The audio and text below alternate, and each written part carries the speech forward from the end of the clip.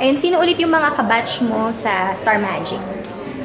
Star Circle, si Bea Alonzo, si Maui David, si Dennis Trillo, si Alfred Vargas, si Nadine Samonte.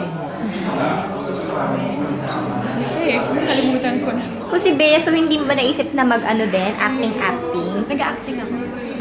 Okay. Ano yung mga, acting projects mo before? Dami, Calvento, Maalaala. Correct. Bagets na bagets pa kasi bagets tayo. na Hindi bagets. kali siya. Calvento talaga. Calvento, oo. Ano yung mga more ang ginagawa mo ng drama? Drama, comedy, Star Studio presents, Jimmy, nag-guest ako dyan. Madami, nag-art. Arte-arte ako.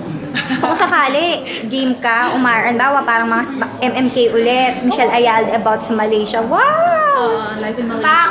Why not, di ba? Why not? Coconut, di ba? Tapos ikaw din ang gaganap. Oh, Tapos as Michelle, as herself. Correct. Ma'am Charo. Open ka pa rin to acting. Oo naman, syempre.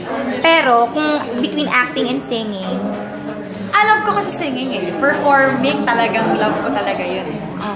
Alam mo yun, dun talaga yung forte ko eh. may naging boyfriend ka ba na sa showbiz ever? Ay, na mami ko. Bakit? Ay, Magulo daw.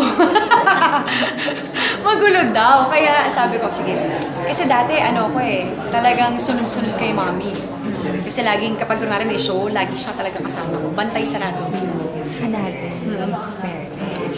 Active pa rin ba sa nagkumakanta or nag-perform pa rin dad mo and Ay, your hindi. mom? Matagal na silang Ano nila yung... Si mommy, nagtatrabaho sa Napol ko.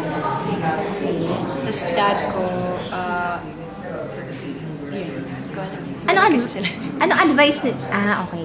Anong advice nila sa'yo now na syempre malayo kayo sa isa't isa, dito ka? Lagi naman kami nag-uusap ni mami. As in, lagi kami nag-video call. Okay. Yun, tapos lagi niya sinasabi na, anak, kapag na-stress ka, dasal ka lang, tapos kausapin mo ko.